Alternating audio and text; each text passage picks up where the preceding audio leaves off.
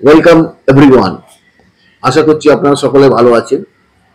আজকে কেতু গ্রহ সম্বন্ধে আপনাদের কিছু বলি, ছোট করেই বলি। কেতু গ্রহ কিন্তু এমন একটা গ্রহ যা আমাদের জীবনে কুড়ে কুড়ে খেতে পারে। নিয়ে টিভি দেখেছেন তো, ঠিক সেই রকমই দেখতে, খুব সুন্দর, ভেতরটাকে একদম পুরো খেয়ে শেষ করে দেবে। এইটা হচ্ছে কেতু গ্রহের ক্যারেক্টার। আর কেতু গ্রহ কি করে? কেতু গ্রহ আমাদের জীবনে রিলেশনশিপে প্রচন্ড ভাবে ভুল বোঝাবুঝি করায়। তার কারণ হচ্ছে কেতু গ্রহের কিন্তু কোনো মাথা নেই। কেতু এখানে কি দেওয়া হয়েছে? তিনটে সাপ। এই সাপ দ্বারা আমাদেরকে কি বোঝানো হচ্ছে? যে আমাদের জীবনে যেখানে কেতু গ্রহ বসে থাকবে সেই জায়গাটাকে নষ্ট করবে এবং তার 12 পজিশন বার্থ চার্ট সেই ঘরটাকে নষ্ট করবে, বিষক্রিয়া করবে। এই সাপ আমাদের কি দেয়? তিনটে সর্প কি দিচ্ছে? আমাদের বিষক্রিয়া দিচ্ছে। আপনারা যারা এই অনুষ্ঠানগুলো দেখছেন, যদি আপনাদের ভালো লাগে, লাইক, শেয়ার, সাবস্ক্রাইব করবেন এবং কমেন্টে জানাবেন কে কি সম্বন্ধে জানতে চান। এই ধর্মশাস্ত্র, জ্যোতিষশাস্ত্রের, নীতিশাস্ত্র যে অনুষ্ঠানটা আমরা করছি, বিশেষ করে আমি যে অনুষ্ঠানগুলো করি, সেই অনুষ্ঠানগুলো আপনারা যাদেরকে ভালোবাসেন তাদের কাছে পৌঁছে দেন, তাদের সঙ্গে কথোপকথন করুন, আলোচনা করুন।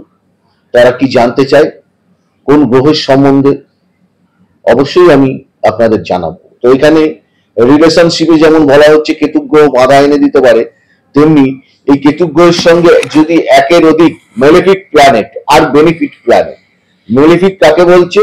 যারা আপনার ক্ষতি করতে পারে। এই কেতুর সাথে যদি আপনার শনি গ্রহ থাকে তাহলে সেটাকে মেলেফিক, একের অধিক ক্ষতি আপনার জীবনে হবে। যদি এখানে মঙ্গল থাকে তাহলেও ক্ষতি হবে, তাহলে 3 রকমের ক্ষতি হওয়ার সম্ভাবনা রয়েছে। আর কেতু গ্রহের সঙ্গে যদি আপনার বুধ গ্রহ থাকে, বুধ গ্রহকে অ্যাকচুয়ালি এখানে ইনম্যাচুয়াল বলা হয়েছে, যেটা হচ্ছে ডুয়েল প্ল্যানেট, মানে যেখানে যেমন ভাবে অবস্থান করবে ঠিক সেই রকম ভাবে ফলাফল দেবে। এই বুধ গ্রহ ভালো গ্রহের সঙ্গে, যেমন শুক্র গ্রহের সঙ্গে অবস্থান করলে ভালো ফলাফল দেবে। চন্দ্রের সঙ্গে অবস্থান করলে সেই চন্দ্রের কথা মতনই সে চলবে।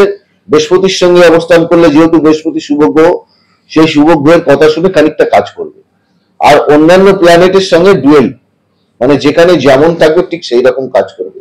যে ঘরে বসে থাকবে সেই ঘরের ক্রিয়া ক্ষমতা নষ্ট করবে হচ্ছে কেতু গ্রহ। যদি আপনার দ্বিতীয় বসে থাকে কেতু গ্রহ, তাহলে আপনার মানি সেক্টরটাকে ভেঙে দেবে, আপনার ব্যাংকে জমানো অর্থটাকে নাশ করবে। আর কি করবে? তার দ্বাদশ ঘর। অতএব তার দ্বাদশ ঘর হচ্ছে আমাদের সহোদর, অতএব আমাদের ভাই বোনের স্থান। এই ঘরটাকে নষ্ট করার সম্ভাবনা রয়েছে প্রবল ভাবে। এখানে যদি শনি বসে থাকলো তাহলে তো একেবারে দারুণ খারাপ রেজাল্ট আমাদের জীবনে করবে। এখানে যদি বৃহস্পতি বসে থাকলো তাহলে খানিকটা অশুভ প্রভাব কমিয়ে দেবে। যদি এখানে মঙ্গল বসে থাকে তাহলে দেখা যাবে যে আমাদের পরবর্তী জেনারেশন ভাই বোনের মৃত্যু হওয়ার সম্ভাবনা থেকে যায়।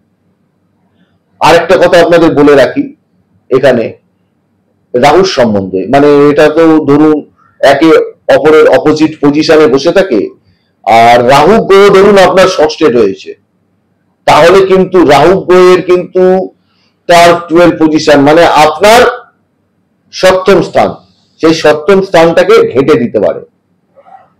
কিরকম? নষ্ট করে দিতে পারে সেই জায়গাটাকে। কথাটা খুবই শুনতে খারাপ লাগলো, যেহেতু ঘেঁটে দেওয়ার কথা বলা হলো।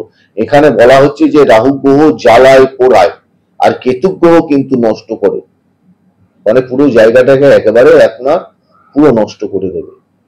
রাহু কিন্তু এই দিক থেকে একটা খুব গুড প্ল্যানেট, যে জ্বালাবে পোড়াবে কিন্তু একদম নষ্ট করবে না। কেতু গ্রহ কিন্তু পুরো নষ্ট করে।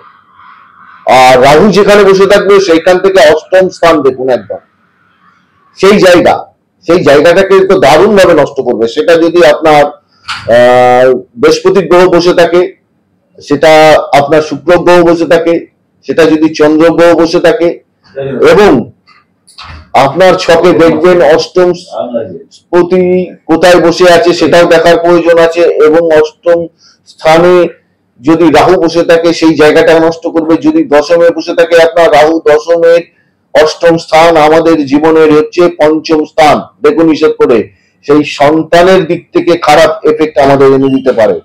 এই রাহু আমাদের জীবনে যেমন খারাপ এফেক্ট এনে দেয়, তার থেকে বেশি খারাপ এফেক্ট আনে হচ্ছে কেতু গ্রহ।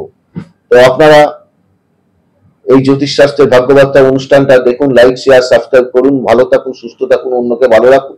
আর যদি কোনো প্রশ্ন আপনাদের মনে থেকে থাকে অবশ্যই কমেন্টসে লিখবেন যে কি গ্রহ সম্বন্ধে জানতে চাইছেন, কোন দেবতা বা দেব দেবী সম্বন্ধে। আমি আপনাদের যতটা পারবো উত্তর দেবো। ঈশ্বর আপনাদের মঙ্গল করুক, আপনারা সকলে ভালো থাকুন।